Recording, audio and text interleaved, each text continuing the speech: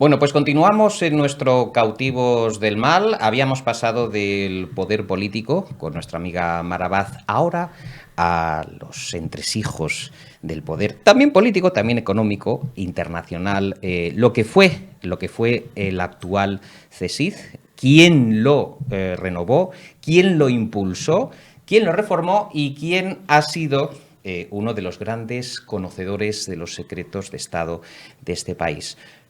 Los invitados han tenido acceso a una documentación excepcional, fruto de la cual, nada más y nada menos que las notas del propio general Emilio Alonso Manglano, y fruto de esa investigación, de unas entrevistas, de una transcripción, nace este volumen que es El jefe de los espías, que lo tienen aquí, Roca Editorial, coescrito, pergeñado a la limón por Juan Fernández Miranda y Javier Chicote, que nos acompañan en Cautivos del Mal. Don Javier, bienvenido. Muchas gracias.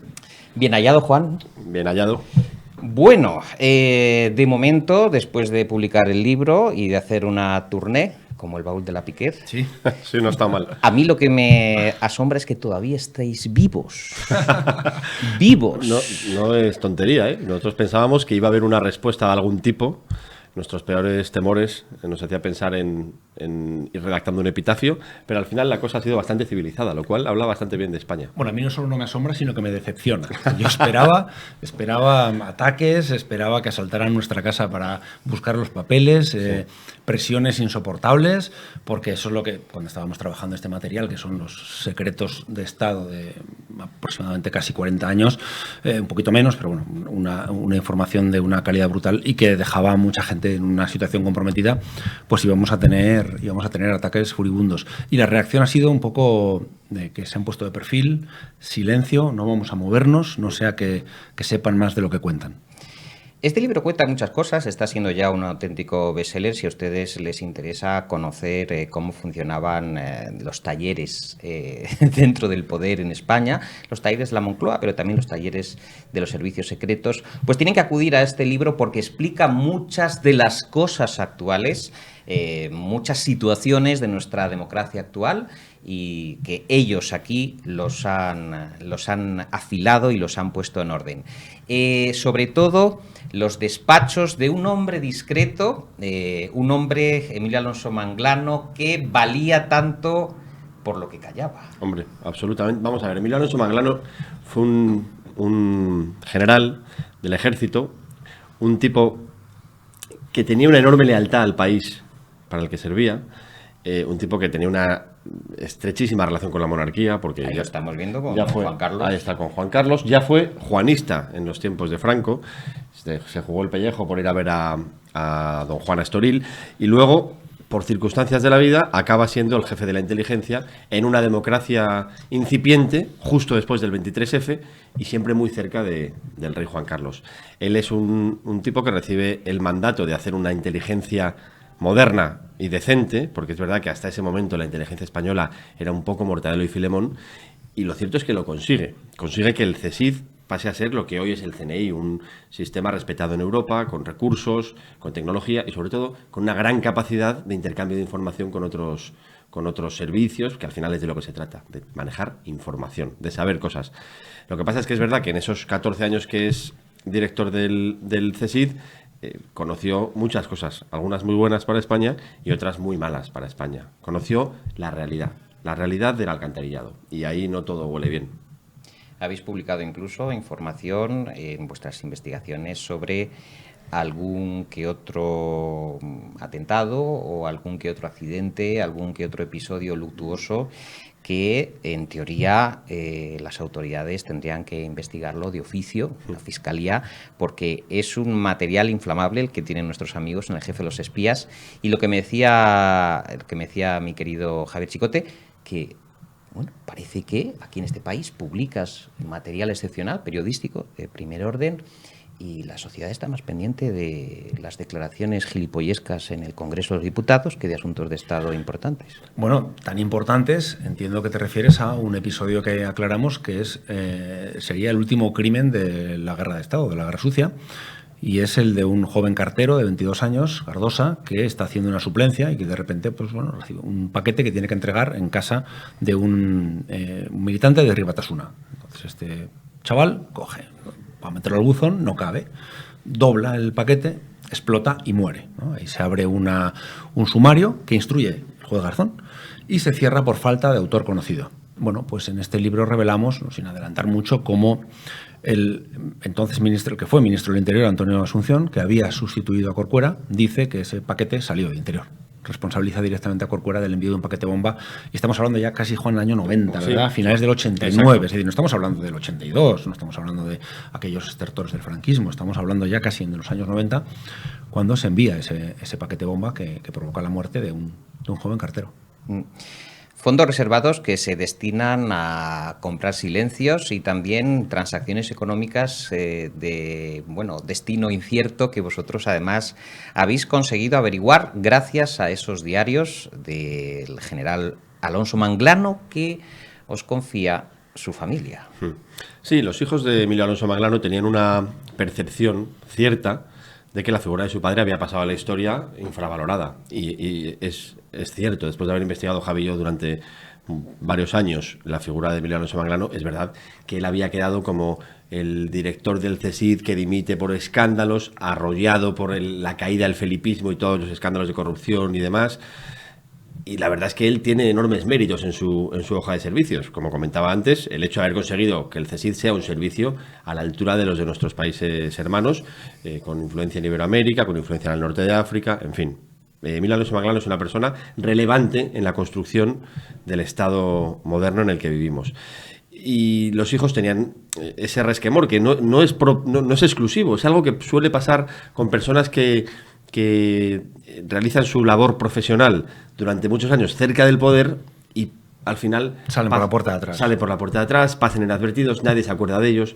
Esa injusticia es la que les llevó a pensar en dos periodistas de una generación distinta a la de su padre, para ganar algo de independencia, que pudieran contar la historia de su padre. Y para eso nos brindaron un archivo que era una joya. Es una joya. El archivo es un director de la inteligencia escribiendo cada noche en una agenda lo que ha hecho durante el día, la información que ha manejado durante el día. Ahí hay informes confidenciales, hay audiencias con el rey, reuniones con empresarios importantes, en fin, reuniones con otros presidentes de terceros países.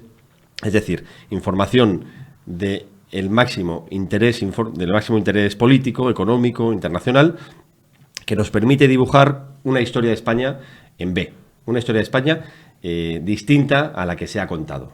Y claro, eso tiene un valor periodístico indubitable. Para nosotros, Javi, fue una oportunidad enorme. Y es muy importante, David, especificar que nadie sabía lo que había en ese archivo, más allá de Manglano, que ya murió.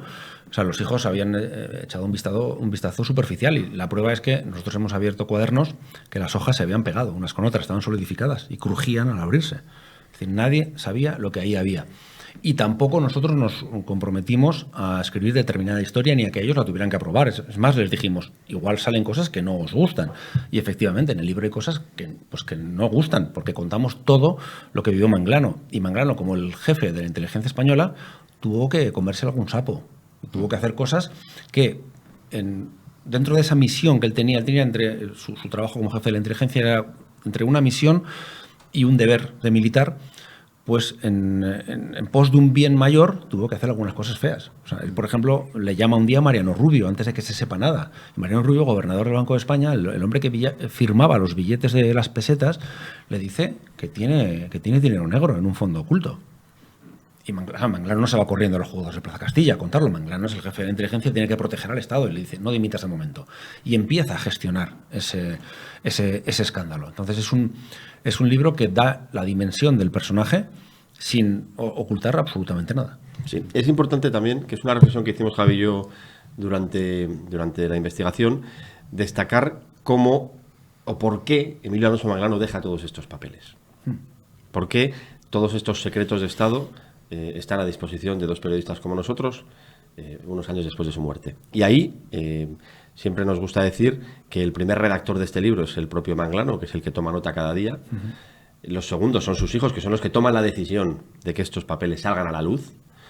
Es una decisión difícil, porque desde una perspectiva periodística como la nuestra no hay debate, por supuesto, pero desde una perspectiva distinta hay gente que considera que hay que sepultar estos papeles, quemarlos, Manglano, que no tenían que salir, que esto revela cosas que no están bien. Al contrario, desde una perspectiva periodística, y yo creo que desde una perspectiva ciudadana, es interesante saber qué ha pasado para que las cosas funcionen mejor. Entonces, es un acto de enorme valentía que estos papeles hayan llegado a manos de dos periodistas, que los hayan trabajado sin corsés y sin limitaciones.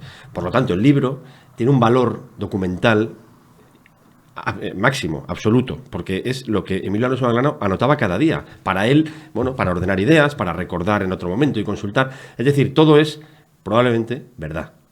Todo él no anotaba para publicar. Era para él. Él en ningún momento dijo, y cuando yo muera que esto se lo den. No. Él iba a la zarzuela, el rey le decía, el rey saudí me dio 36 millones de dólares para la transición. Y él apuntaba, el rey me dice, por lo tanto, son notas de la máxima veracidad. Decimos el prólogo, lo pensamos mucho. Le dedicamos muchas horas a ver cómo íbamos a hacer ese prólogo. Y dijimos, ¿esta es la verdad absoluta? No tenemos un concepto platónico de la verdad absoluta. Pero esta sí es la verdad del hombre mejor informado de España. Y lo que apuntó en tiempo real, ni siquiera unas memorias posteriores, y además en tiempo real para él. Y nadie se hace trampas al solitario. O sea, nadie puede poner en duda que el rey le dijera eso. Si al final en vez de 36 le dieron 35 o 38 tal, pues ya veremos. Pero que el rey le dijo un día del año 1989, creo recordar, sí, que le dio 36 millones y luego otros 50 y luego otros 50, eso es verdad, eso es completamente cierto. Y de hecho es un trabajo, es un archivo que ya trasciende incluso el periodismo y entra en el terreno de la historia. ¿Creéis que si en vez de en estos cuadernos, en esas transcripciones a máquina y esas encuadernaciones en espiral, Alonso Manglano lo hubiese escrito en un ordenador, todavía estaría ese archivo disponible? Es una buena pregunta. Probablemente no. Es que está el papel físico le da un valor especial y además es más difícil de destruir de alguna manera, ¿no? Los ordenadores, yo no sé dónde tengo las fotos de hace 6 años. Al final, las que no están en el teléfono ya no sabes si las has guardado, si no, imagínate ese archivo. En cambio, las 9 cajas enormes, llenas de documentación que nosotros hemos ido analizando, estuvieron guardadas durante tantos años y bueno, ahí aguantaron. Es interesante también el perfil de Juan Emilio Alonso Manglano, porque dicen nuestros amigos Juan y Javier que visto desde hoy fue un acto revolucionario el cambio del CSIC, ¿no? Es decir, una institución muy anquilosada, y que es él quien se va a encargar de incluir, por ejemplo, mujeres en el CSIC que no había, y de actualizar tecnológicamente la institución. Mujeres civiles y mujeres. Y jóvenes. De hecho, hay una mujer civil y joven. María Dolores Vilanova le da un puesto de responsabilidad, luego llegó a ser secretaria general del CNI. Sí. Le da un puesto de responsabilidad siendo mujer, civil y joven. Se montó la de Dios. Claro. Pero eso es un acto revolucionario. Eso dibuja un Emilio Alonso Manglano moderno, una persona abierta, una persona consciente y con mirada larga de que había que renovar aquello. El CSIC, bueno, y es que a él lo nombran después del 23F. El 23F, los servicios de inteligencia, no es que no se hubieran enterado, que ya es grave que no te enteres de que te van a hacer un golpe de Estado militar cuando eres un servicio de inteligencia militar, sino que es que además había elementos del CSIC que habían colaborado en el golpe de Estado. Por lo tanto, imagínate, David, el contexto en el año 81, cuando Alberto Liart, ministro de Defensa de Suárez, le dice a Manglano que quiere que sea la cabeza de los servicios de inteligencia, y él es el que crea los actuales servicios, él es el que los crea, los moderniza y los convierte en verdaderamente operativos. Es muy común, además, en este libro encontrarse listas negras también de periodistas incómodos que efectivamente circulaban por los despachos del CSIC y que incluso Casa Real, a través de Prado y Colón de Carvajal, hacía indicaciones, y yo os quería preguntar si al final buscar la verdad, conseguir información veraz y contrastada, puede suponer alguna incomodidad profesional para el periodista. Año 2022. Conoces la respuesta, ¿verdad? Sí. Aparecen periodistas, y aparecen periodistas de los que llaman sobrecogedores, que es que cogían algún sobrecito, se les gratificaba de alguna forma sus trabajos, y también aparecen periodistas incómodos. La verdad es que a Manglano no le gustaban nada los periodistas. Apenas sí que tenía cierto cariño por Pilar Cernuda, ¿verdad? Sí, la Pilar respetaba Cernuda mucho, bien, sí. Habló bien de ella, y es un caso paradigmático, porque A él no le gustaban los periodistas, pero sí que, como era un hombre, creemos, vanidoso, todo lo que se publicaba sobre él lo guardaba. Recortaba y lo guardaba. Hemos visto un ranking de la revista Tiempo, Época, no me acuerdo, de las 50 personas más influyentes de España, y él salía, ¿no? Sí. Y lo recorta y lo guarda. Era vanidoso, él quería leer todo lo que se decía de él, pero no confiaba mucho en los periodistas. Y bueno, pues por desgracia no podemos preguntarle qué le pareceríamos nosotros, que no nos conoció por razones obvias de edad. Cuando él dimite, nosotros tenemos 15 años, y qué le habría parecido leer este libro.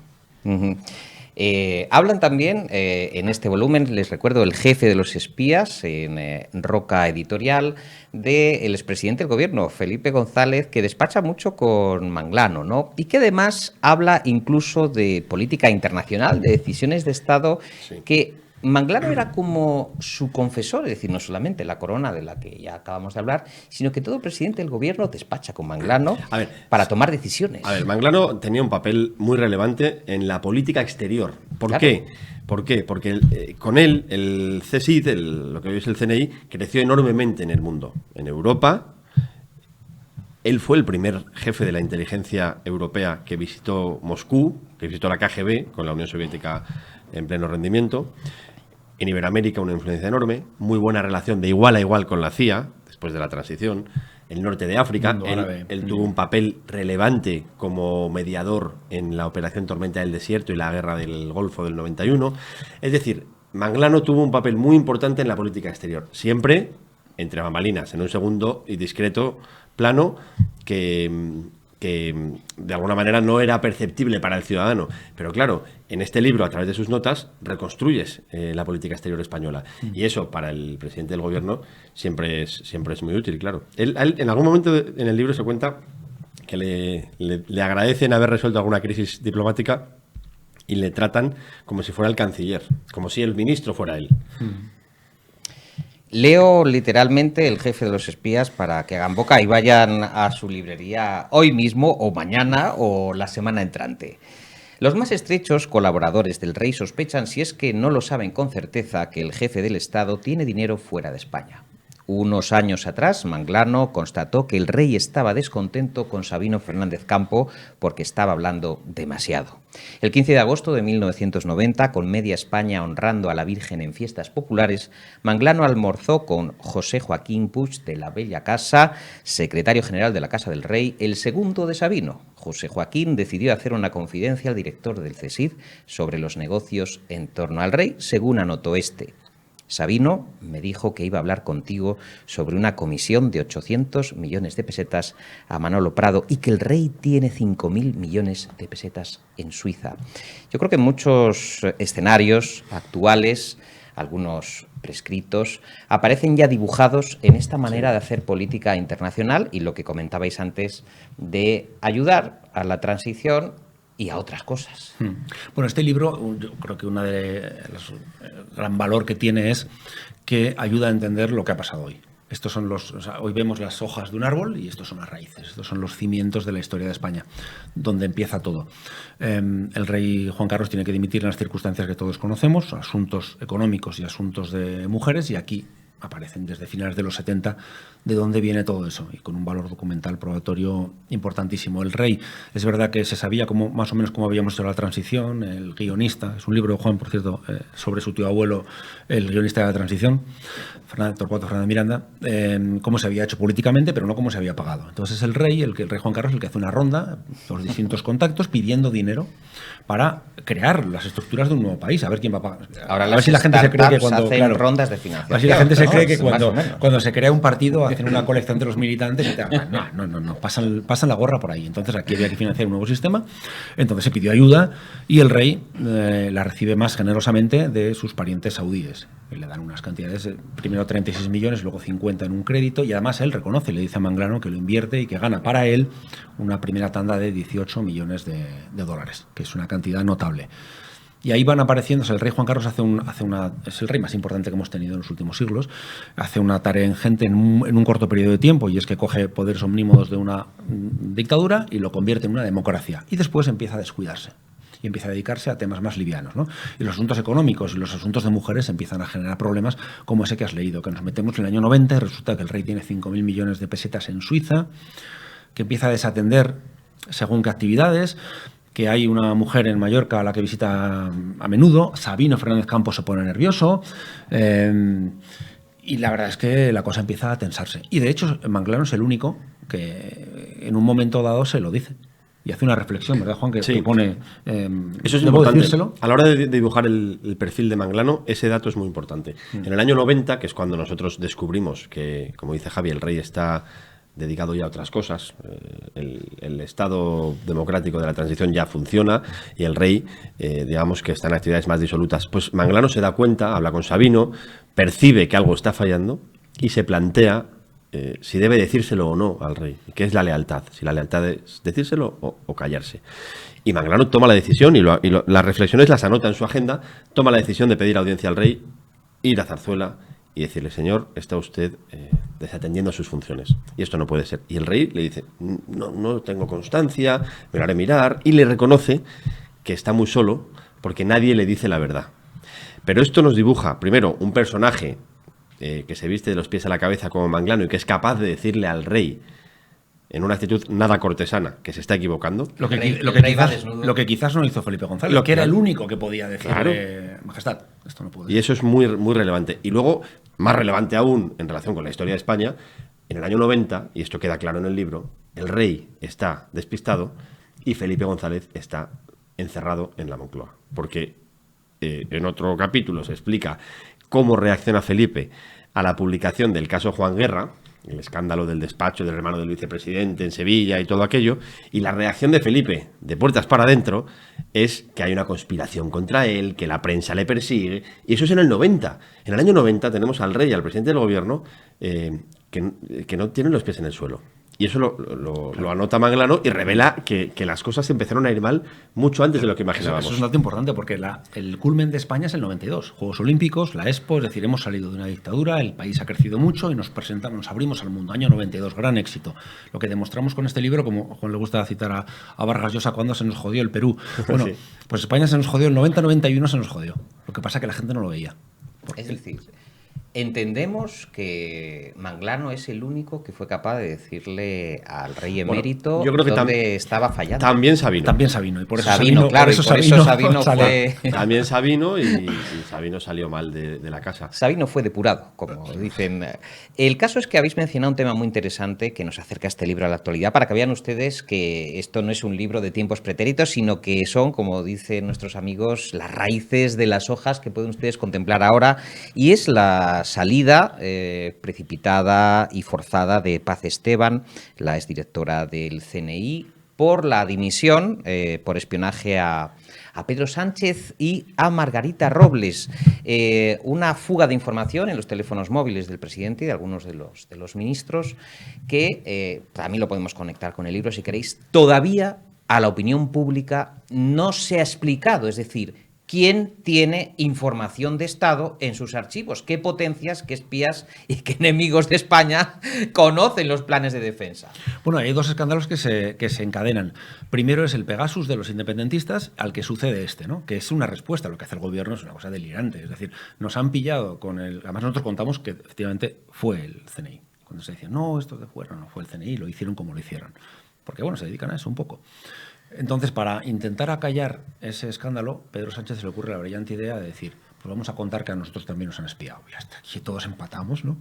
Entonces cuenta eso a nadie se le ocurriría, nadie en su sano juicio. Imagínate cómo queda España y cómo quedan los servicios secretos diciendo que se han metido en el móvil de nuestro primer ministro, del presidente del gobierno, y le han sacado la información. Una estrategia de Félix Bolaños, entiendo. Félix Bolaños es el que le puso la cara, por lo menos, pero entiendo que al menos fue consensuada con su jefe, que es el presidente. Hay una tensión muy importante entre la ministra de Defensa, ministra responsable del CNI, y el ministro Bolaños, porque el presidente, cuando se monta el escándalo de Pegasus y los independentistas aprietan, le quita la gestión de esa crisis a la ministra de Defensa, que salió a proteger al CNI, y eso hay que decirlo en su favor, salió a proteger al CNI.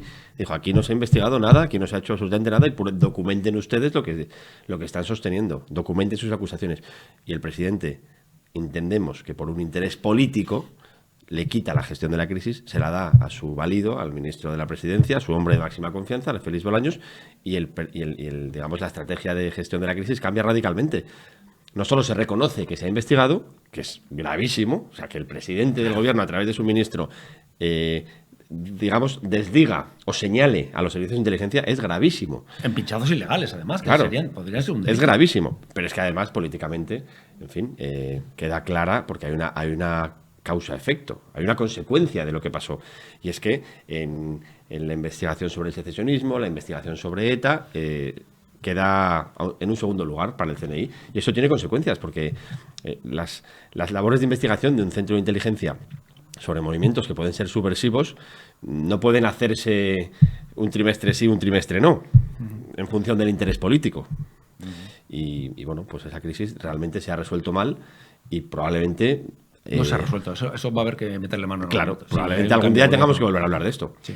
De hecho, incluso estamos recordando con nuestros amigos el hecho de que la ministra de Política Territorial y portavoz del Gobierno, Isabel Rodríguez, llegó a decir en esta crisis reciente que el Gobierno no entendía de los asuntos del CNI, cuando incluso en la descripción del CNI se indica explícitamente que es el Gobierno de España quien encarga al CNI estas el investigaciones. Gobierno y su presidente. Y su presidente, Se además. especifica. Bueno, es que el CNI es un servicio de información al Gobierno. Exacto. O sea, está para informar al Gobierno. No es un servicio operativo para detener gente ni nada parecido. Si descubre que se está cometiendo o que se va a cometer un delito, se canaliza a Policía Nacional y Guardia Civil o Mossos d'Esquadra, quien corresponda, porque no tienen capacidad operativa, pero es un servicio que informa al presidente y a los miembros del Gobierno. Está para eso, esa es la primera de sus funciones, y además se ejerce sobre el CNI un control político porque es la ministra de Defensa la responsable y quien propone el nombramiento del director, en este caso directora secretaria de Estado. La directora del CNI es secretaria de Estado, tiene rango de secretaria de Estado. Por lo tanto,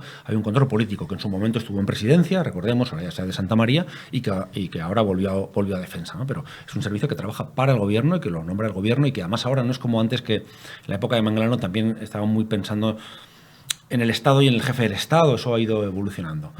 Que quiero matizar porque que trabaja para el Gobierno, pero no nos debemos olvidar que el CNI también hay que pensar que después de este Gobierno vendrá otro, y hay otra cosa que es el Estado y que es España, que perdurará, y que por lo tanto hay que trabajar teniendo claras esas prioridades. Aunque te debas al Gobierno, hay que proteger al Estado y hay que proteger al país. Pero es curioso porque este movimiento que hemos visto de desprotección al CNI o de dejar en un estado de vulnerabilidad frente a la opinión pública supone que un ejecutivo, llegado un momento dado y por razones exclusivamente políticas, puede desproveer de protección, por lo menos argumentativa y cara a la ciudadanía, a un órgano que es esencial. Y eso a mí me parece, no sé vosotros, bastante grave. Hombre, es gravísimo. Es más, en este momento, en el CNI, que es un órgano por razones obvias discreto, hay un run de malestar con la actual directora por sus vinculaciones con el Partido Socialista.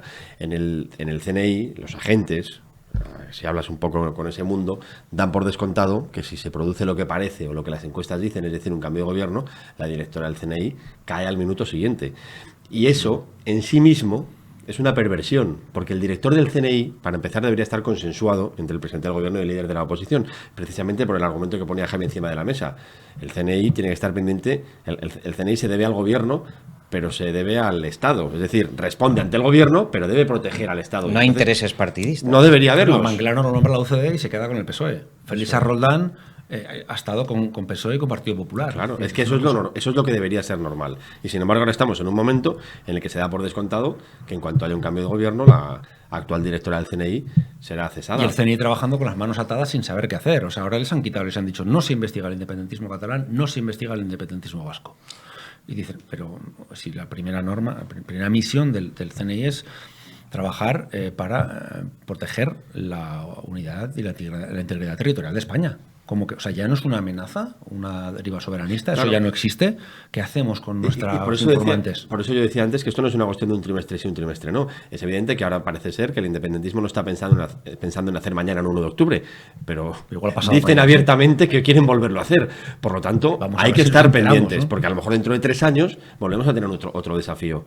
separatista. Y si tú dejas de investigar, cuando llegue el momento, pues estarás peor preparado que si sigues manteniendo una red de contactos y de informantes que te permita saber qué está pasando ahí. Es que es muy curioso porque hablando con Juan y con Javier, los personajes que desfilan por aquí, el propio Alonso Manglano, nacen en un contexto de lo que pudiéramos hablar ideología moderada, centrista, proveniente pues del Centro Democrático y Social, como bien acaban de comentar, o de la socialdemocracia que estuvo en este país, bueno, pues bastantes años. Y uno diría que los regímenes políticos actuales y, en fin, la forma de entender la política está años luz de este planteamiento donde el sosiego, las razones de Estado primaban sobre intereses, ya digo, personalistas, presidencialistas y de cualquier otro tipo. Bueno, eso ha cambiado radicalmente. Solo hay que ver la composición del Parlamento, ¿no? Y se debe a la entrada del populismo de izquierdas y de derechas. En el caso que más preocupa, porque es el gobierno, forma parte del gobierno un partido como Podemos, que es abiertamente antisistema. Por lo tanto, no está pensando en...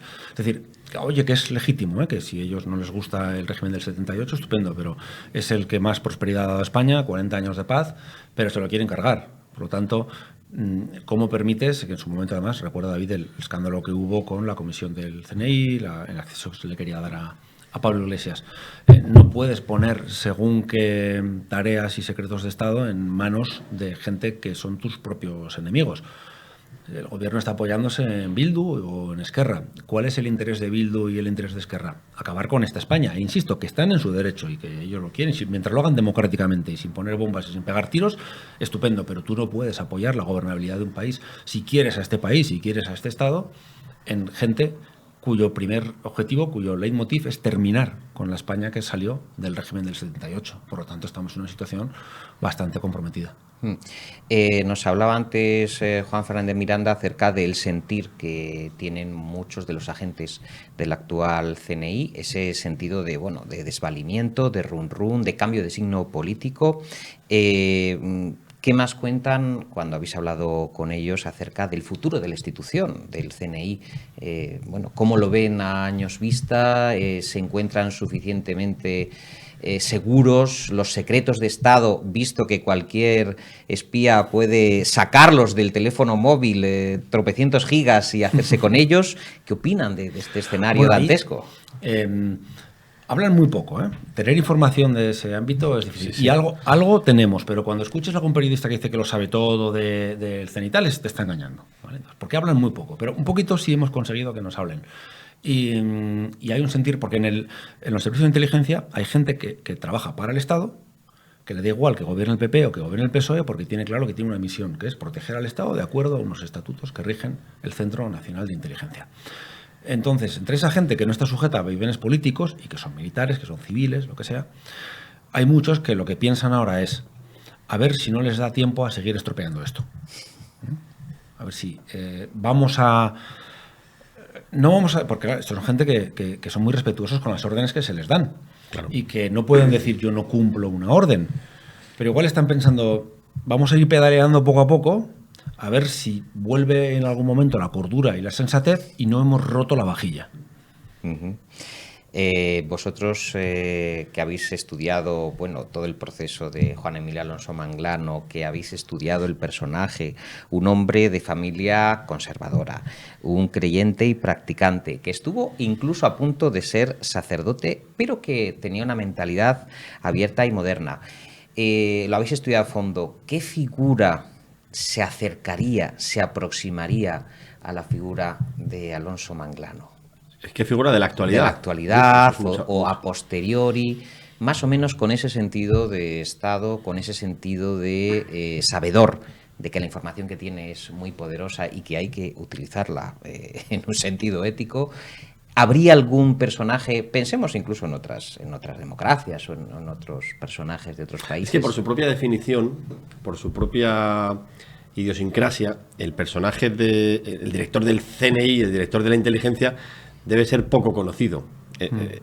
La discreción es un valor. Manglano lo fue, hasta que los acontecimientos le obligaron a sacar la cabeza y tener que explicar algunas de las acusaciones que se le hacían, ¿no? Como las escuchas del CSIC o alguna otra cuestión vinculada a los GAL y demás.